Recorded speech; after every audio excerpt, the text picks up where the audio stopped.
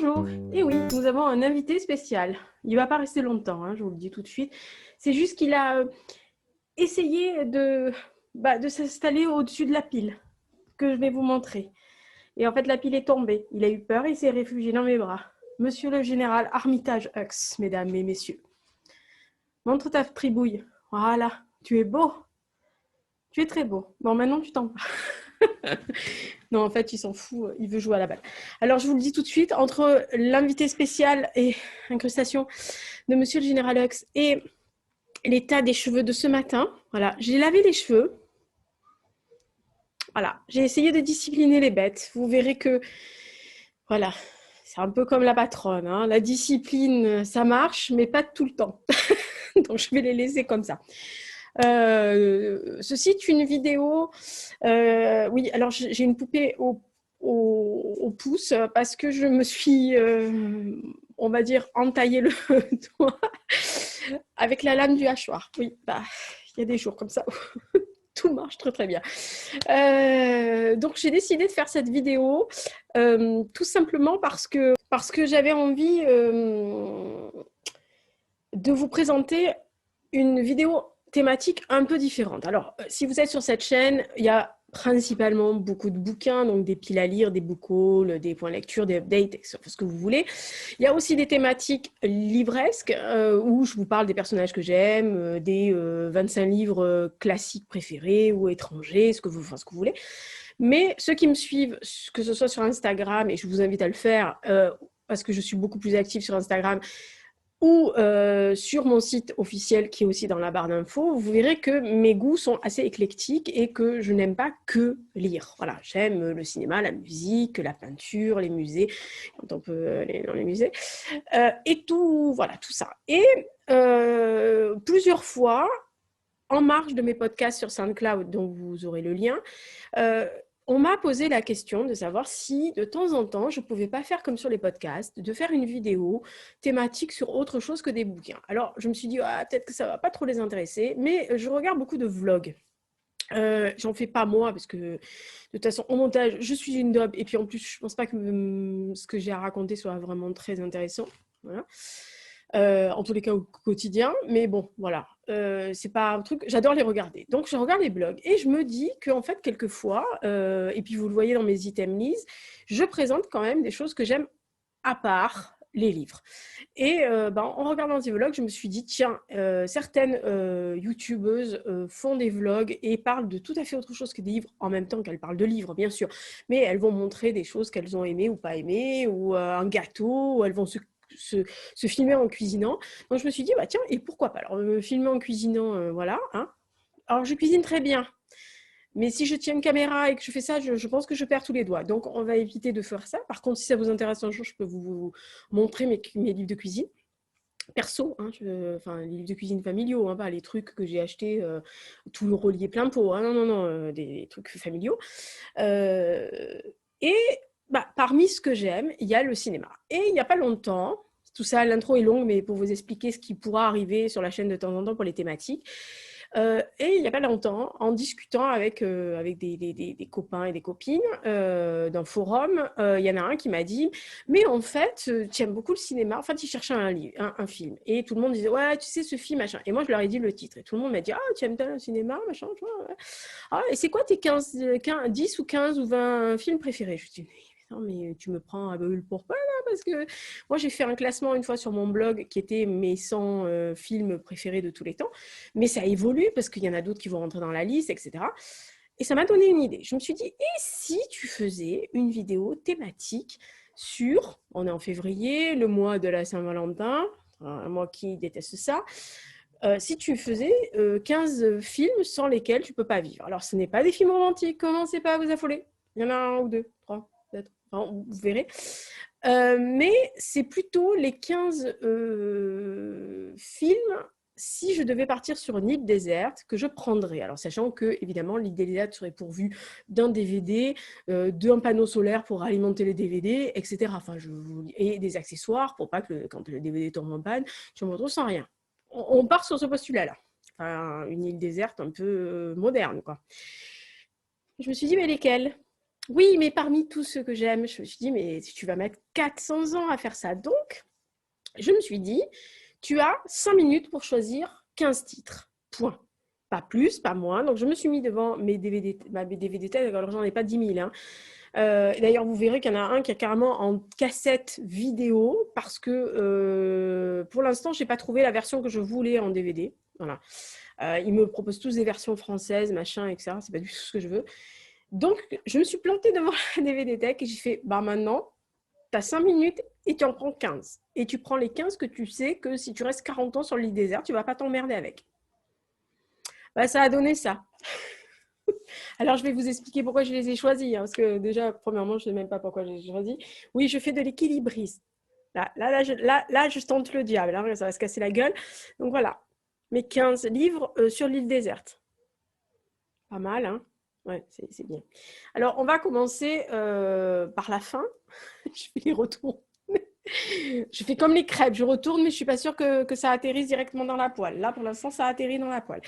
Donc, voici les 15 titres que je vais emmener sur une île déserte et je vais vous expliquer pourquoi. Alors, je vais essayer de ne pas faire durer ça 400 plombes, mais bon, hein, voilà. C'est un peu compliqué. Alors, premier et seul VHS de la bande que je n'arrive donc pas à trouver dans ma version que je veux en DVD. Donc, si un jour quelqu'un parmi vous a un lien qui peut me dire tiens, regarde, ils vendent un DVD, ça pourrait t'intéresser, peut-être celui-là, machin, je suis preneuse parce que je vais regarder même sur eBay. Hein. Donc, c'est. Non, ça, on s'en fout. Donc, ça, c'est Outsider de Francis Ford Coppola. C'est un film, en fait, qui est sorti en 83, que j'ai vu au cinéma, seul. Enfin, seul avec mes potes de l'époque, hein, mais seul, sans papa, maman et la clique.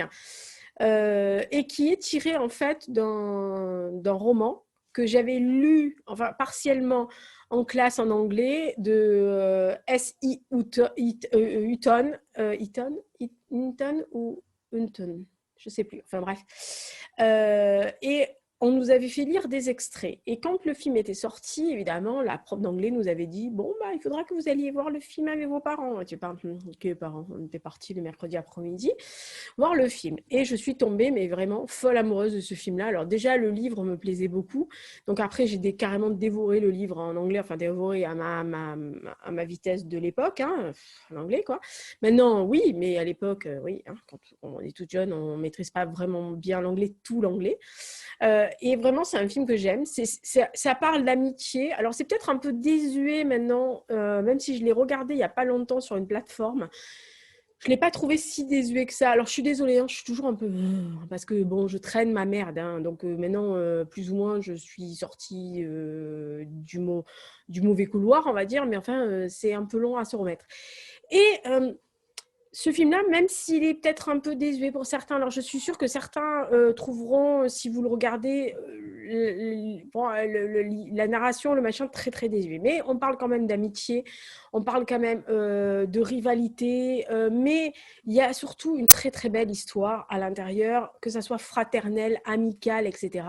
Il y a un des plus beaux passage sur, on va dire, la poésie et l'amitié dans ce film-là, qui est interprété par C. Thomas Howell et Ralph Macchio, qui sont vraiment, alors à ce moment-là, si ça vous tire pas les larmes, vous n'avez pas de cœur. Hein. Enfin, perso, moi, je queen comme un goré. Hein, donc, voilà, c'est un peu comme quand on me met Peter Pan. Hein. Alors, j'ai pas mis Peter Pan parce que Peter, comment dire, c'est hors catégorie. C'est-à-dire, c'est un dessin animé. Donc, en gros, voilà, Peter Pan, Robin des Bois, les dessins animés, machin, je les aurais pris.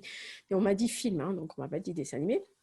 Donc, Outsider de Coppola, vraiment, c'est... Alors, il y a aussi, quand même, si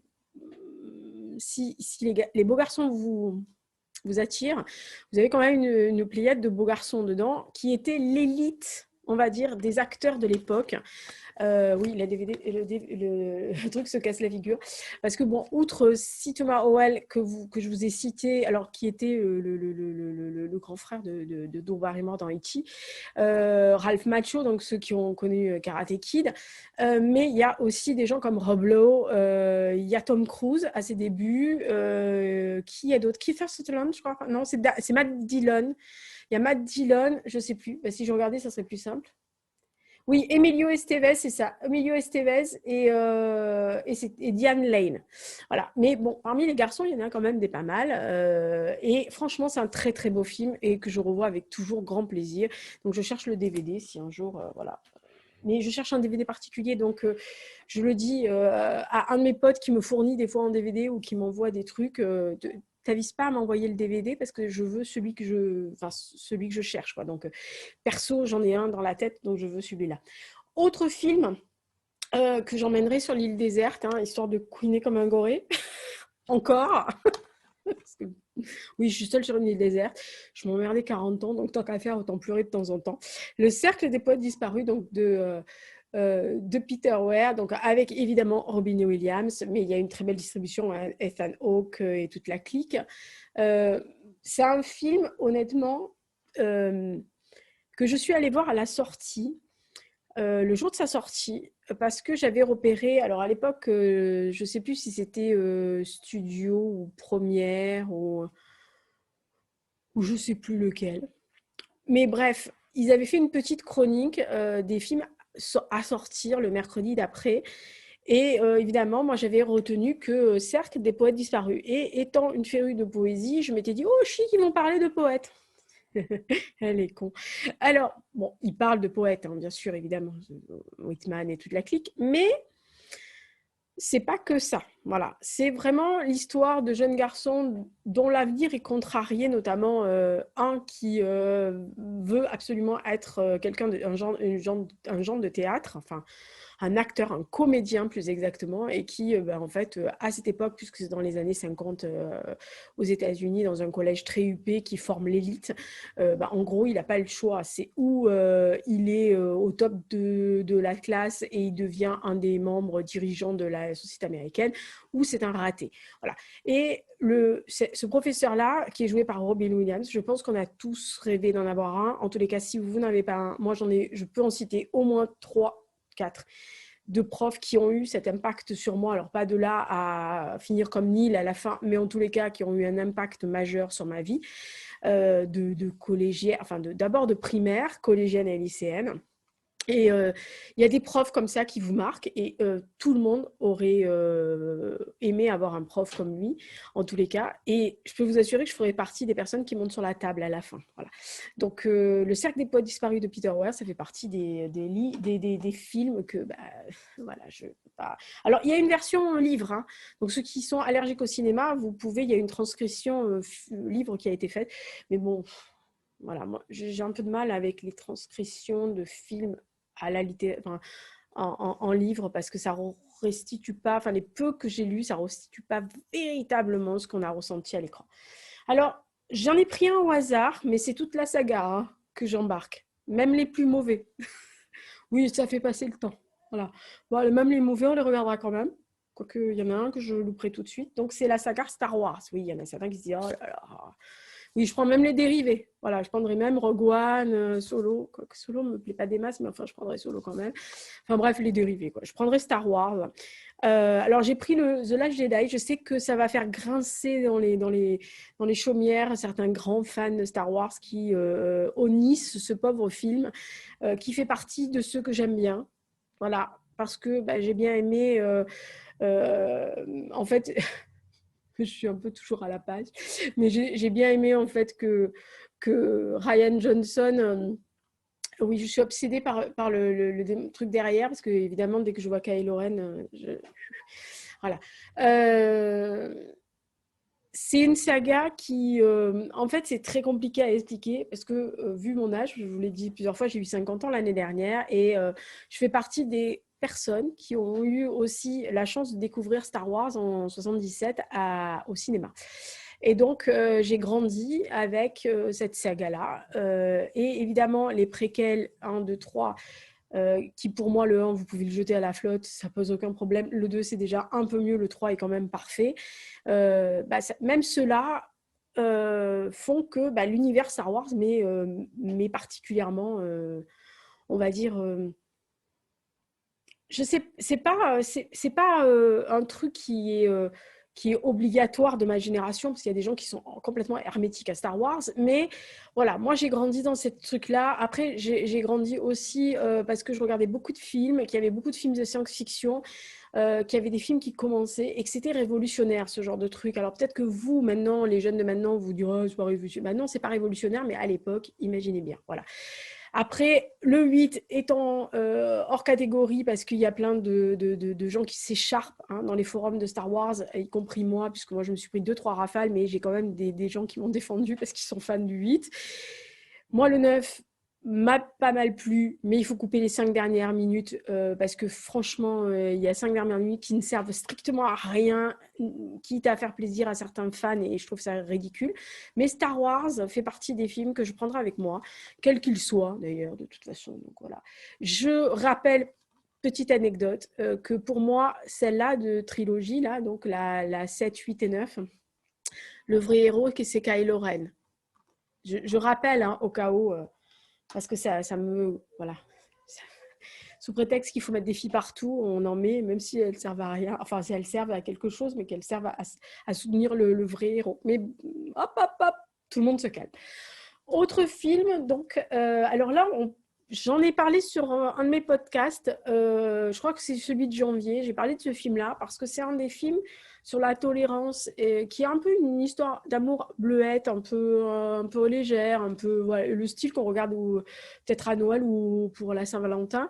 Mais c'est un film que moi j'aime bien. Alors premièrement parce que j'adore Christina Ricci. C'est quelqu'un que voilà, c'est une actrice que j'aime beaucoup, qui est assez atypique et justement c'est ce qui me plaît. Deux, le garçon n'est pas moche à regarder. James McAvoy, c'est pas non plus le truc le plus moche à regarder. Mais surtout, c'est un film produit par Reese Witherspoon qui véritablement prêche de bons sentiments. Alors, vous savez que je ne suis pas très feel-good et je ne suis pas très bleuette, mais c'est un film qui m'a touchée. Voilà, parce que ça prône quand même l'acceptation de la différence de l'autre. En l'occurrence, là, c'est Pénélope dont je vous parle. En fait, Pénélope est née suite à, on va dire, une malédiction de la famille de son père est née avec un nez de cochon. Voilà. Donc, le fait est que la malédiction serait levée quand Pénélope trouvera un de son niveau à un moment donné, one of a kind. Alors, vous le traduirez comme vous voulez. En français, ils l'ont très mal traduit, mais voilà. Qui l'aimera. Voilà.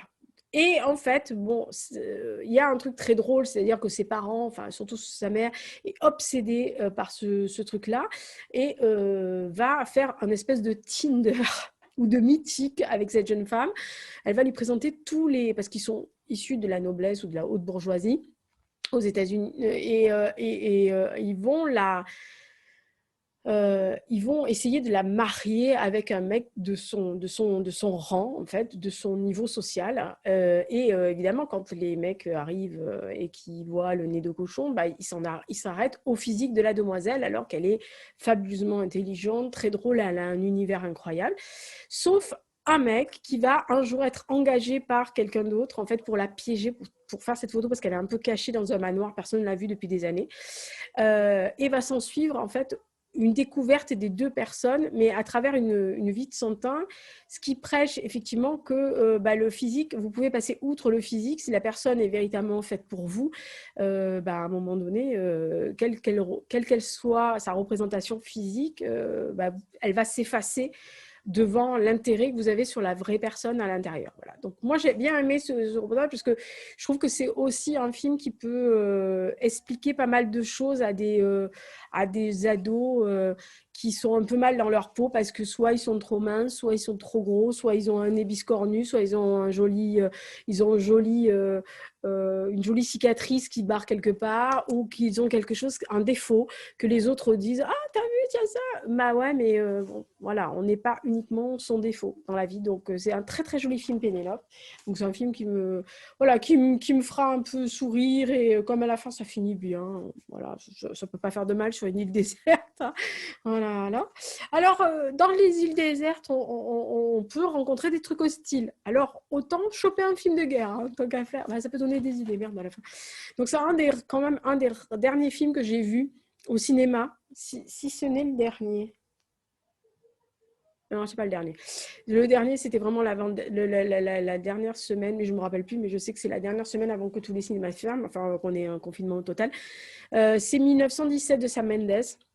Alors, c'est un film qui m'a foutu une claque.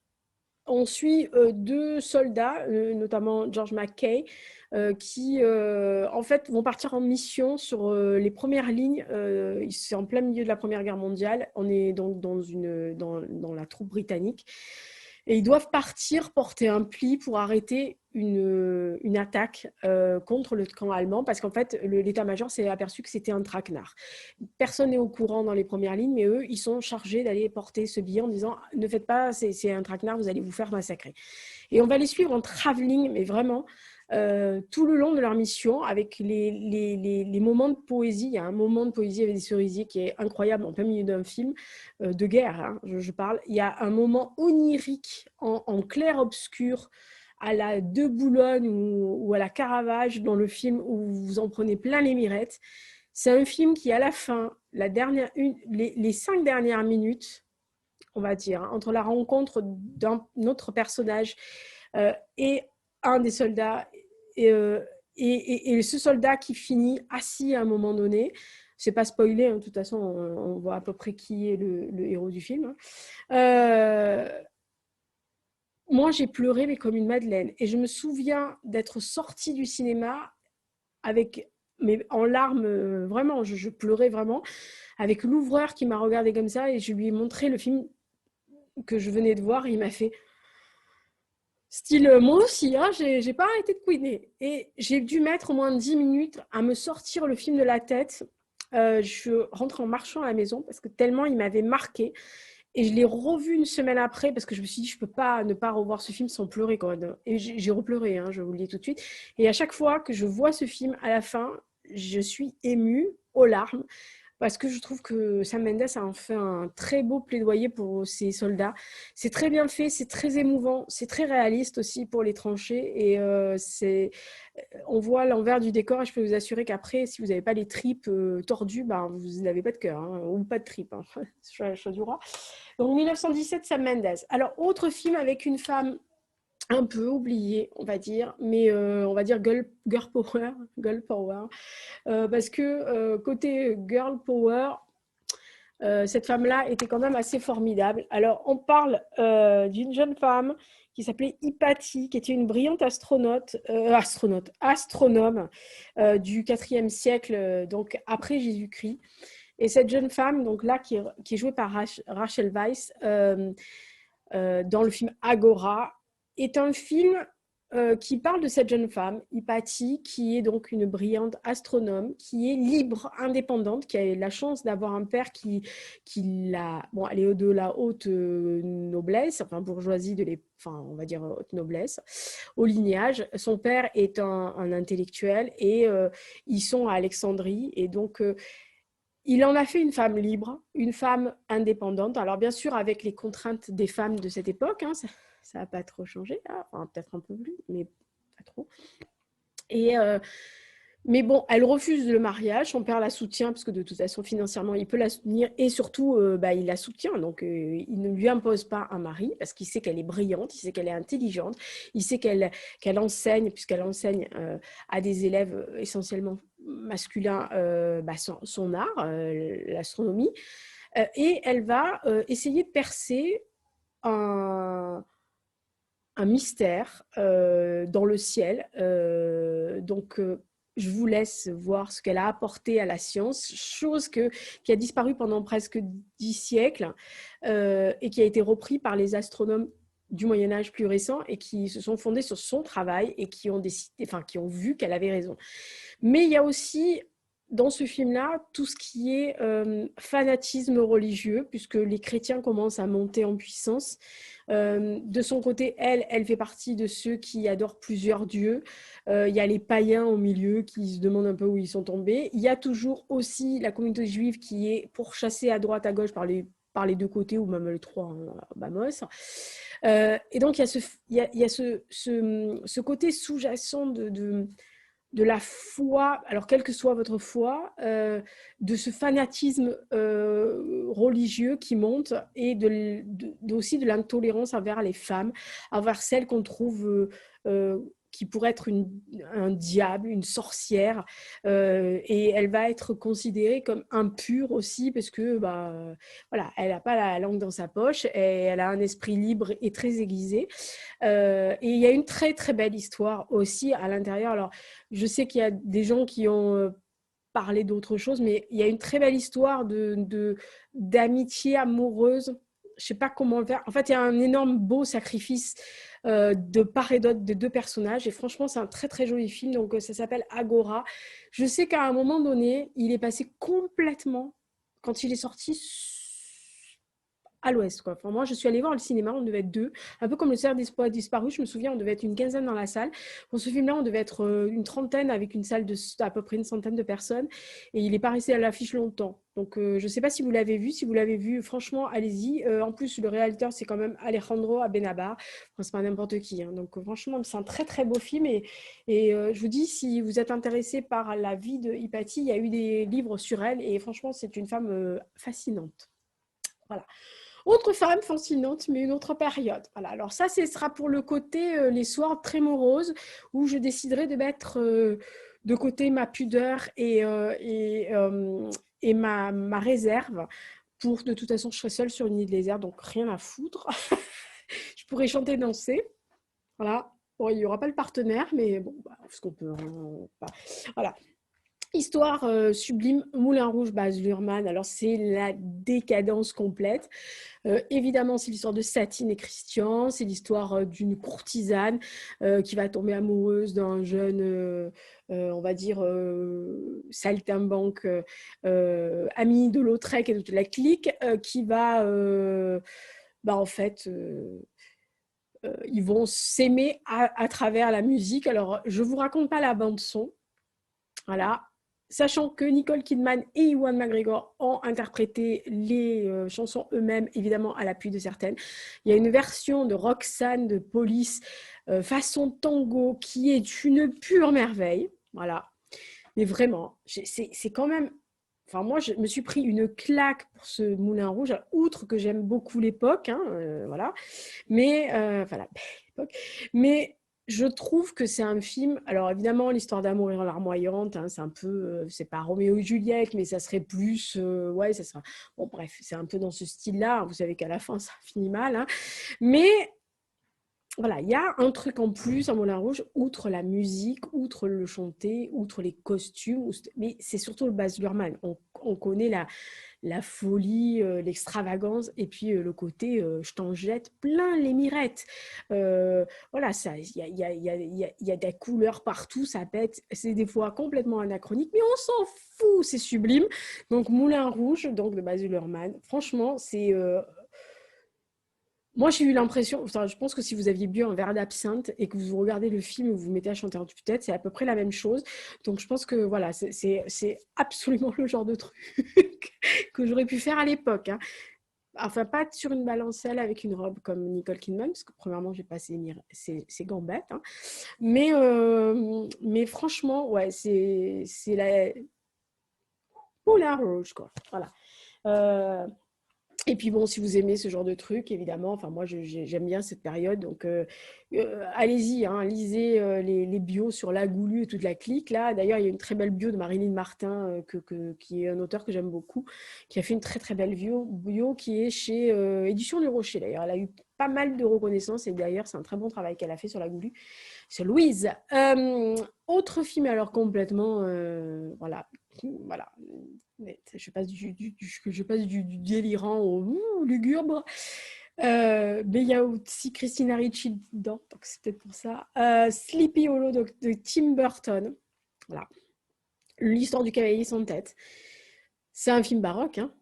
Voilà. C'est un film baroque, lunaire. Alors, je ne suis pas une fan de Johnny Depp, commencez pas à gueuler. Mais dans ce genre de rôle-là, moi, je le trouve... En règle générale, dans les Burton, il est très bon. Je trouve qu'il a un côté Pierrot lunaire, un peu Buster Keaton, un peu, vous voyez, ce côté un peu à la fois maladroit mais attendrissant.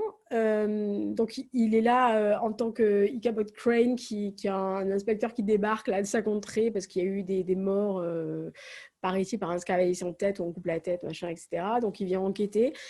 Il a les dernières techniques de l'époque, commencez pas. Donc dernières techniques, on va dire médico-légales. Il y a toute cette espèce de féerie un peu de l'histoire qui existe, hein, donc l'histoire du cavalier sans tête, je vous laisse chercher dans vos grimoires, mais bon, qui est revisité par Tim Burton. Mais il y a ce côté burtonien, on va dire. Tim Burton, oui, c'est tout ce côté baroque, c'est tout ce côté comme je disais tout à l'heure, clair-obscur, il y a un côté romanesque dans ce film magnifique.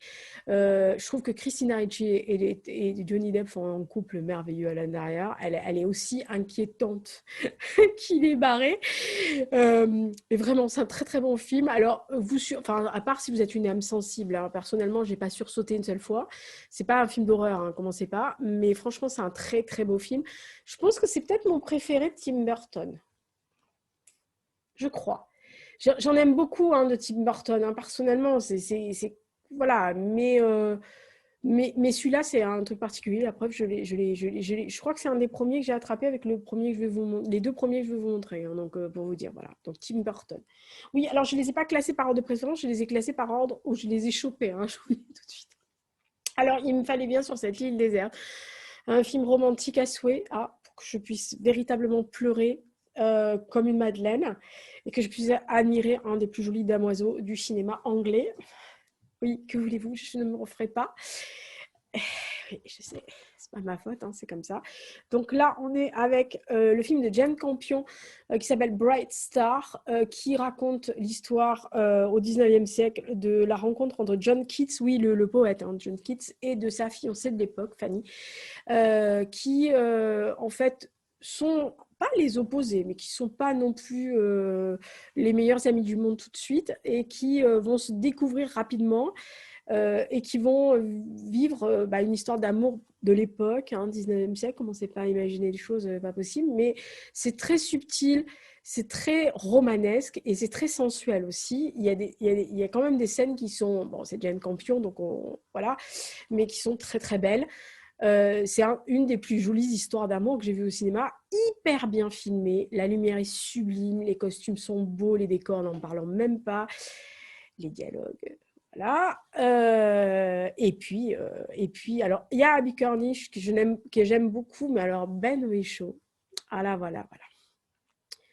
Moi, même quand il fait la voix de Paddington, hein, version anglaise, hein, moi, même quand il fait la voix de Paddington, j'en arrive à avoir des palpitations quand même. Hein. Donc, je vous dis, Ben Whishaw, même dans le film que j'ai vu là récemment sur Prime, dont je vous parlerai à la fin du mois sur SoundCloud, sur mon podcast de cinéma, l'histoire personnelle de David Copperfield, il joue un espèce de connard. Voilà, mais même quand il joue des connards, je l'adore. Voilà, donc, et en plus, c'est une très très belle histoire d'amour. C'est une des rares hein, avec Persuasion que je n'ai pas pris. Oui, il y en a qui vont se dire, mais pourquoi il n'a pas pris Persuasion? Voilà, je préfère l'avoir dans ma tête, Persuasion. Mais Bright Star, c'est quand même un des plus jolis films romanesques, romantiques. Enfin, je sais pas, je crois que c'est l'un de mes films. Je crois que c'est un des rares films romantiques que je peux vous dire pour lequel je pleure et lequel je ne me lasse jamais. Voilà, mais vraiment. Bon, après, c'est très poétique, machin, poète. Il faut se taper Keats, hein. Mais moi j'ai été... voilà. Oh, mon Dieu. Enfin, c'est quand même un des poètes maudits, romantiques, l'un des plus connus, je crois. Voilà, il est mort très très jeune en plus, donc vous voyez l'aura du truc. Bon, bref. Bright Star. Alors, tout à l'heure, je vous parlais de 1917 de Sam Mendes, où je vous disais, bah ouais, il faut quand même des films un peu, hein, parce qu'on va se faire chier sinon sur l'île. Et alors, je vous le dis, vous le savez sûrement, je l'ai déjà dit, j'adore des réalisateurs comme Terry Gilliam, comme Ken Loach, et comme, voilà, Oliver Stone. Alors, Oliver Stone, c'est carrément, j'aurais pu prendre toute la collection. on va éviter de prendre toute la collection. Je me suis dit, prends un des Oliver Stone, oui, parce qu'ils sont classés. Mais oui, j'ai tous les Oliver Stone. Donc, j'ai dit à regarder. Et je dis, ah ouais, mais ouais. Alors, je pourrais pu prendre Platoon, j'aurais pu prendre Salvador, j'aurais pu prendre Talk Radio, j'aurais pu prendre Wall Street, j'aurais pu prendre ce que vous voulez, hein, U-Turn. Oh, j'ai revu L'Enfer du Dimanche il n'y a pas longtemps, j'adore ce film. Très sous-estimé d'ailleurs. Mais j'ai pris celui-là. Alors, bien sûr, nonobstant le fait que Colin Farrell a une perruque qui ne le met pas ni en valeur, ni qui ne le rend crédible, hein. On s'en fout. Il est en jupette, sans tamponne. En plus, dans le film, l'intérêt, c'est Jared Leto, hein, perso. Je vous le dis tout de suite. Oui, bon, je fais ça. J'ai pris Alexandre. Alors, Alexandre, donc de Oliver Stone, ça raconte l'histoire d'Alexandre, le grand. Vous savez, le garçon qui, à 20 ans, était pratiquement le roi du monde. Hein, voilà. Alexandre, le grand, donc, enfin, pour les ignares. Je sais pas, vous avez au moins entendu parler une fois d'Alexandre le Grand.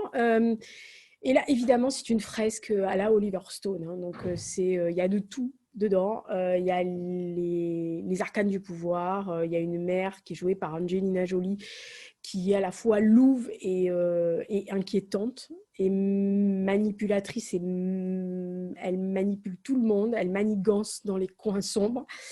Il y a un père despotique qui écrase tout le monde, qui est joué par Val Kilmer, etc. Et il y a évidemment toute l'éducation qui a été faite par les plus grands philosophes de l'époque d'Alexandre et évidemment la quête d'Alexandre, donc ça part de chez lui aux confins de l'Asie, hein, bien sûr, et de l'Inde, enfin de l'Inde actuelle. Il y a des scènes de bataille, notamment comme Darius III, qui est sublimissime, mais c'est du Stone. Hein. C'est-à-dire que voilà, la scène de bataille, vous pouvez la regarder en boucle pendant des heures. Vous trouverez toujours un détail. Alors, bien sûr, il y a des choses qui sont... je vous disais, la perruque de Farrell, ça pose un problème. Ça a posé un problème avec beaucoup de monde, sachant qu'en plus, Angelina Jolie a sensiblement, visiblement le même âge que son fils. Donc, voilà. Mais ce n'est pas un souci. Enfin, personnellement, il ne faut pas le voir comme ça. Bien sûr, si vous attaquez au détail, c'est la grandiosité, on dit, je ne sais pas, j'ai inventé un mot, de l'épopée d'Alexandre le Grand. Quoi. C'est un mec, voilà. Alors, je pense que plus personne pourrait faire ce qu'il a fait à l'époque, mais voilà, c'est quand même un des récits épiques les plus impressionnants que j'ai lus quand j'étais petite et qui m'a toujours fascinée. Alors, on passe sur tous les détails, mais moi, je dois avouer que Jared Leto en jupette, je ne m'en lasse pas.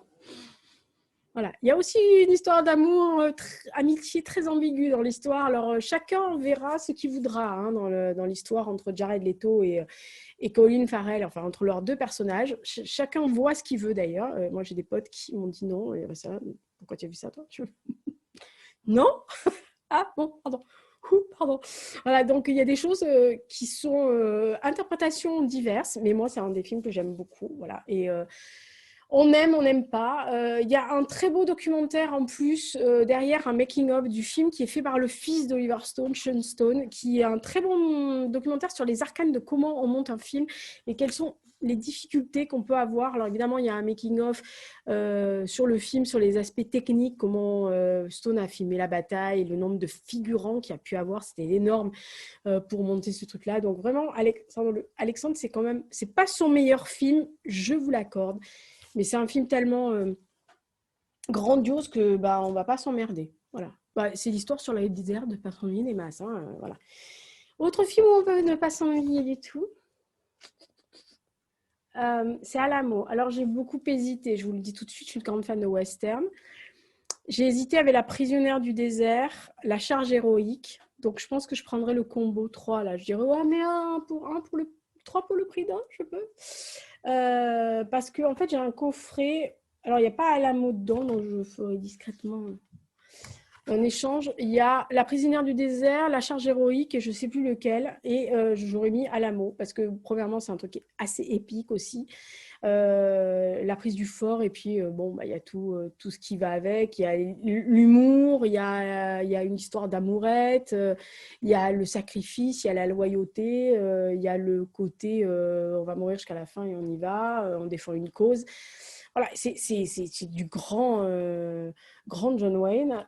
Et puis bon, je rappelle quand même aussi que bah, c'est dirigé par John Wayne lui-même, hein. Voilà, donc c'est pas négligeable. Et je vous dis, il y a La Charge héroïque que j'aime beaucoup, qui est un film qui s'appelle en anglais She Wears a Yellow Ribbon, je crois. Elle porte un ruban jaune, ce qui était à l'époque dans la cavalerie américaine le signe pour une femme de dire qu'elle avait un amoureux. Voilà. Mais en français, ils l'ont traduit par La Charge héroïque, ce qui n'est pas faux, hein, d'ailleurs, mais moins drôle.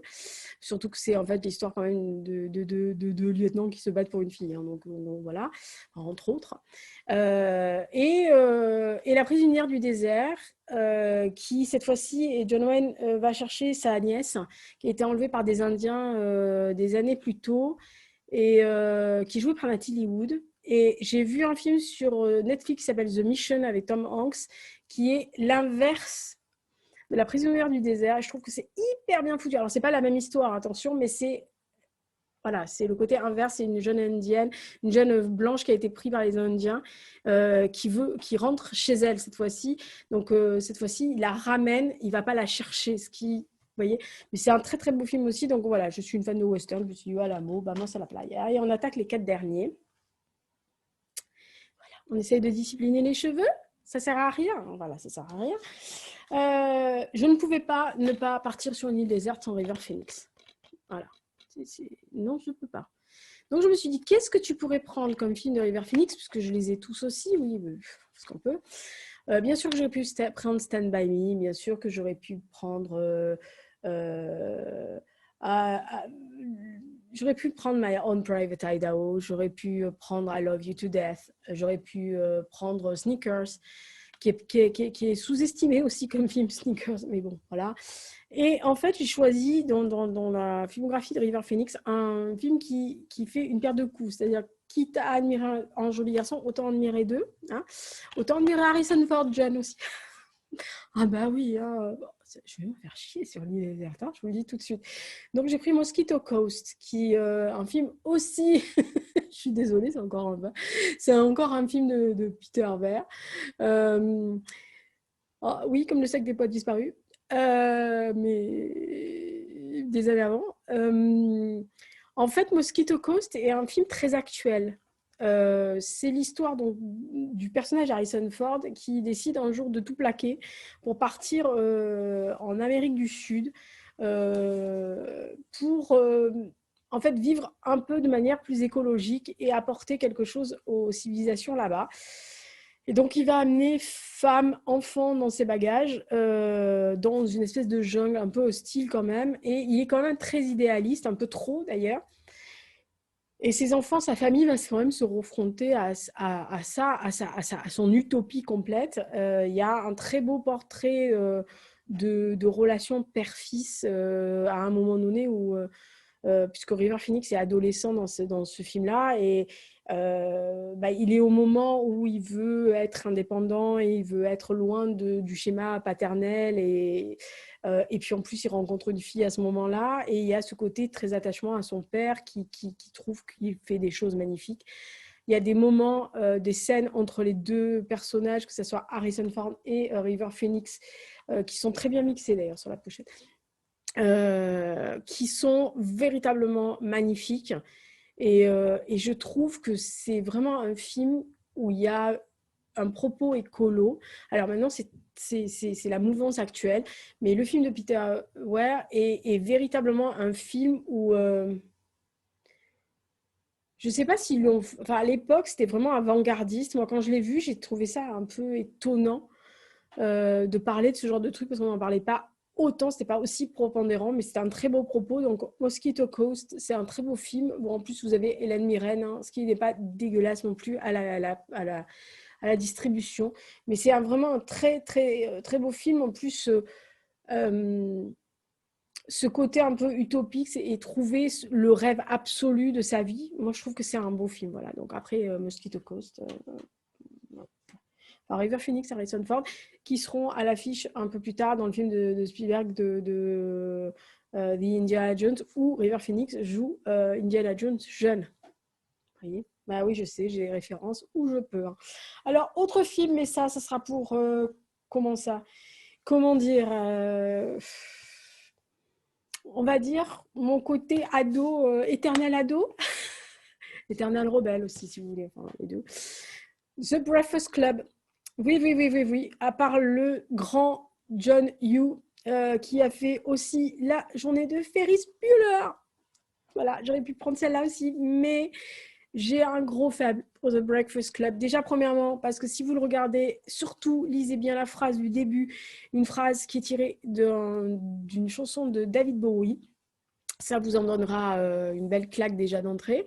C'est un film, en fait, qui est très particulier aussi. Alors, il aurait pu être un peu daté, mais je l'ai fait regarder il y a quelques années à des adolescents qui avaient à peu près cet âge-là. Moi, je me suis dit, ils vont me dire, c'est nullissime, c'est daté, laisse tomber. Et en fait, j'ai été très étonnée. Alors, outre le fait que effectivement, ça peut être démodé sur certains aspects, par exemple les fringues, machin, mais le propos est toujours actuel. Voilà, est toujours adolescent.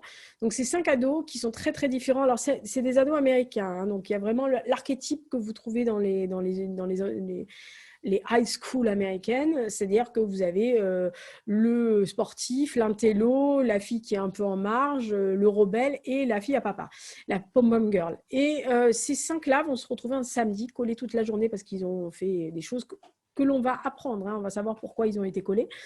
Et petit à petit, en fait, ces 5-là qui n'étaient pas amis, qui ne se fréquentaient pas parce que chacun est dans son cercle, vont lier, alors pas forcément des amitiés profondes, mais pour certains, oui, mais ils vont se lier d'une certaine façon contre le fait qu'on traite des fois, et quelquefois souvent, les ados comme des gens sans cerveau, en fait, qui ne sont pas finis, et qu'on a une jeunesse et il faut qu'on y aille, mais qu'on a quand même des responsabilités en tant qu'ado aussi par rapport à ce qu'on peut faire ou dire aux autres. Alors évidemment, la chanson emblématique de Simple Minds, Don't You Forget About Me, est une des chansons les plus connues du monde. Je pense que vous l'avez tous entendue au moins une fois. Donc allez sur YouTube, hein, là, puisque vous y êtes, tapez Don't You, et je pense Don't You Forget About Me de Simple Minds, vous allez tout de suite connaître la chanson, même si vous n'avez pas vu le film. Après, si vous n'avez pas vu le film, vous avez loupé quelque chose. Parce que moi, je l'aime bien. Voilà, c'est un film où j'ai 15 ans. Mais j'ai 15 ans parce que je l'ai vu quand j'avais cet âge-là. Et ça me fait penser que j'ai toujours 15 ans et que les propos sont toujours le côté façade. Voilà. Le côté étiquette qu'on vous colle sur la figure, alors que ça soit... j'ai un cheveu qui m'énerve depuis tout à l'heure. Qu'on vous colle à l'école ou qu'on vous colle après, hein, dans la vie, on va dire, dans la vie professionnelle, il y a toujours quelqu'un qui vous mettra une étiquette et eux, ils essayent de décoller l'étiquette et je trouve que c'est vraiment bien foutu. Donc, The Breakfast Club, donc, de John Hughes. Alors, John Hughes, c'est quand même un monument, enfin c'était, parce que malheureusement, il nous a quittés il y a quelques années, c'était un monument de film pour ados des années 80. Et si vous ne connaissez pas La folle journée de Ferris Bueller, allez-y, quoi. Ce truc. Tous les parents ont stressé, hein, quand ils ont vu Bueller, parce qu'ils se sont dit « Oh mon Dieu, ils vont essayer de faire comme lui ». Bah, je vous assure que tout le monde a voulu en moins un jour être Ferris Bueller. Hein. Enfin, perso, moi j'aurais fait n'importe quoi pour être Ferris Bueller en moins une journée. Je vous dirai même pas si je l'ai fait ou non. Non, parce qu'on ne sait jamais. Enfin, le dernier parent qui me reste pourrait passer par là. Même si je pense qu'il se doute. Vous ne vouliez pas lui dire non, mais il croit encore que sa fille est parfaite. Donc, wouh non, non. Deuxième et avant-dernier, alors là, c'est... je pense que c'est le plus grand film. Je crois que c'est mon film absolu de Ken Loach et c'est aussi un de mes films absolus. Voilà, Le vent se lève. Donc de Ken Loach, on est au début du XXe siècle en Irlande, pas loin de la déclaration d'indépendance, de cette lutte qu'il y a eu en 1920, aux alentours de 1920 pour l'indépendance de l'Irlande, pour le soulèvement irlandais.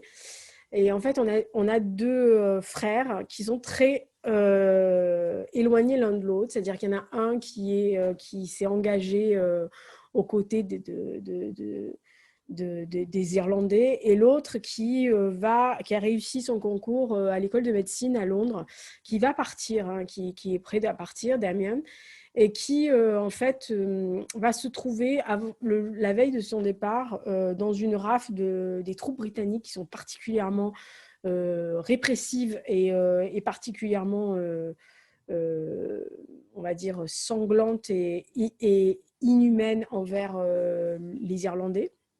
Et à cette époque-là, et qui va se retrouver confronté à la mort d'un de ses copains, tout simplement parce qu'il n'a pas voulu parler anglais, mais qu'il est resté parler en gaélique. Et il refuse en fait ce côté lutte armée, entre guillemets, contre l'occupant. Et il s'en va. Mais un autre événement va le pousser à rester pour une raison complètement indépendante de sa volonté. Et ce garçon qui avait tout l'avenir devant lui et qui n'était pas censé rentrer dans cette lutte va s'engager aux côtés de son frère et va devenir habité par la cause et d'une loyauté à la cause qui est jusqu'au boutiste. Et il y a un basculement dans sa vie à un moment donné, il y a un événement qui le fait basculer complètement et qui lui fait comprendre qu'il ne peut plus revenir en arrière, qu'il ne peut plus reprendre la vie qu'il avait avant. Et il a cette loyauté et cette fidélité à la cause jusqu'à la fin, puisqu'il décide de jurer fidélité à une cause et il s'engage jusqu'à la fin. Et tout ce qui est négociation, pour parler, transaction, négociation, c'est pas son truc. Voilà, il est droit et il ne biaise pas à aucun moment, contrairement à certains de ses camarades. C'est un film qui m'a remué les tripes du début jusqu'à la scène d'ouverture de foot. Là, elle est anodine, mais elle est sublime. Elle met beaucoup de choses dans cette. Enfin, si Glenn Loach a commencé par cette scène, c'est pas pour rien, vous comprendrez assez vite. Et c'est un des films qui m'a le plus remué les tripes, qui m'a, un peu comme 1917, mais différemment, qui m'a vraiment bouleversé profondément. Je ne peux pas regarder ce film sans avoir la boule au ventre et le cœur serré.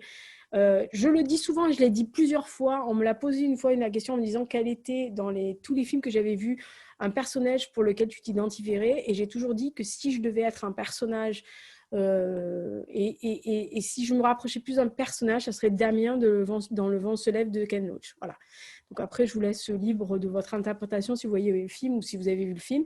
Mais c'est un film qui véritablement m'a toujours touchée et qui le fait tout le temps. C'est-à-dire que c'est assez rare les films qui vous touchent et qui continuent. Je pense que ceux que je vous ai cités, c'est ceux qui sont vraiment pour moi importants. Voilà, donc Ken Loach, Le vent se lève. Alors bien sûr, tous les Ken Loach, commencez pas. Mais si il n'en reste qu'un de Ken Loach, ce sera celui-là. Et rien que pour les mirettes de Cillian Murphy à un moment donné. Voilà. Oui, Cillian Murphy. Oui, je sais, je regarde les garçons dans les films, ou les filles aussi, voilà, puisque je vous disais Christina Ricci, mais voilà, c'est un des acteurs majeurs. Enfin, honnêtement, rien que la scène de 28 jours après de Danny Boyle avec ses mirettes, là, rien que son regard sur Londres complètement dévasté et sans personne dans la rue, c'est pareil que là, quoi. À un moment donné, il suffit de regarder son regard et vous comprenez toute la lutte intérieure que le personnage a. Mais bouleversant. Voilà, donc Le vent se lève. Et dernier, oui, alors, sur une île déserte, quand vous êtes seul et qu'il y a des bestioles derrière et que potentiellement il y a peut-être un serial killer, pourquoi ne pas regarder Seven? Bien sûr. Oui, parce que Lisa est très intelligente. Elle va regarder un truc aventure en série. Je fais ce que je peux. Voilà, donc Seven de David Fincher. Alors, autant pour David Fincher que pour l'histoire. Histoire, je dois le dire, qui a été écrit par un mec qui travaillait dans un vidéoclub, qui a fait ce scénario-là. C'est un scénario que j'aurais adoré écrire. Je suis rarement jalouse, mais je dois avouer que je suis jalouse du scénariste. J'aurais adoré écrire cette histoire. Parce que, je ne sais pas vous, mais je peux le regarder plusieurs fois. À chaque fois, je me fais prendre.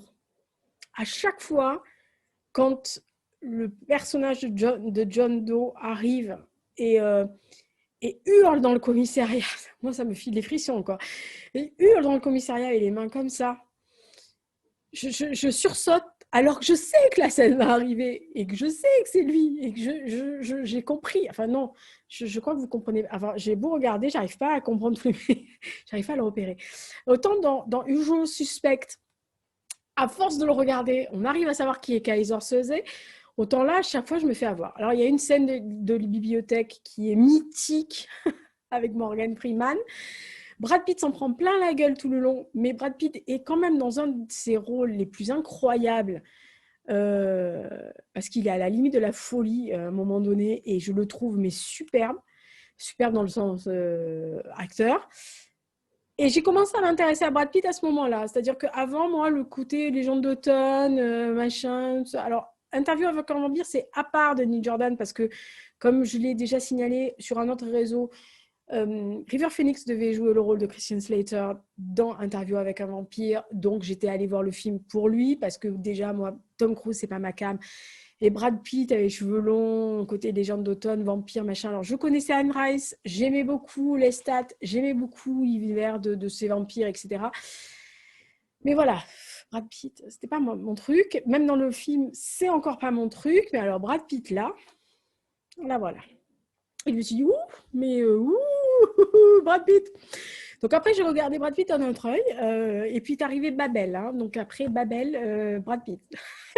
Ça m'arrive, hein. Il y a des moments comme ça. Alors, je ne suis pas une fan de Brad Pitt. Je ne regarde pas tous ses films. Je pense que je n'ai pas regardé tous les films de Brad Pitt. Mais voilà, Seven, c'est un film alambiqué. Déjà, premièrement, il est un peu gore.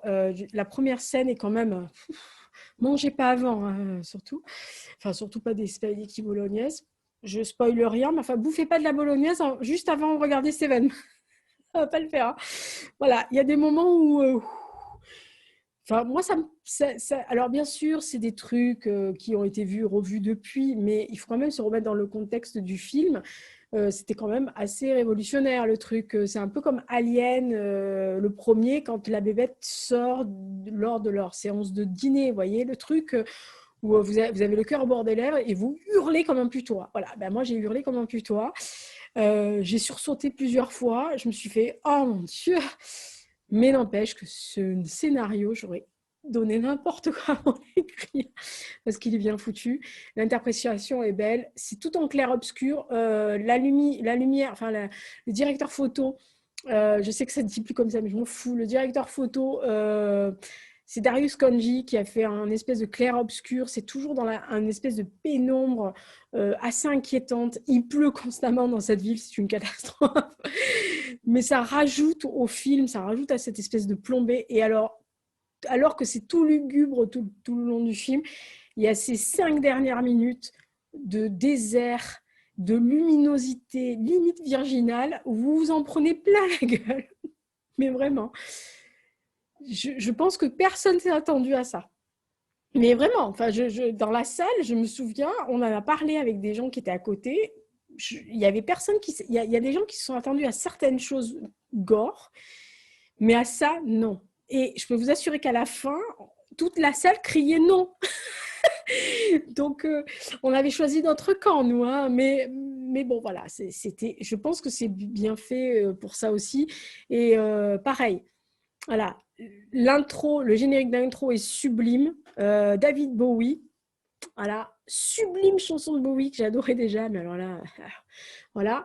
Et, euh, et la fin, quoi. Ça vous serre le cœur, mais c'est impressionnant. Voilà. Et le regard de Morgan Freeman à la fin est... Bref, Seven. Donc, c'était les 15 films que Lisa prendra sur l'île déserte dès qu'elle sera amenée à y aller. Hein. Sachant que j'en rajoute un ou deux du côté western pour faire style ouais, mais bon, c'est un livre, mais il y a un coffret de 3. Bah, je triche en tant qu'à faire. Voilà, ça c'est à peu près les livres les films que j'aurais pris. Je dois avouer qu'il y en a plein que j'aurais pu prendre. Alors évidemment, je prendrais un concert de Blur, hein, histoire de ne pas déprimer complètement, puisque Blur est ma vie musicale. Hein. Donc en gros, je prends un concert de Blur, vraisemblablement le Hyde Park 2009, du 3 juillet 2009, où j'étais, entre autres, hein, parce que j'ai fait les 3 Hyde Park.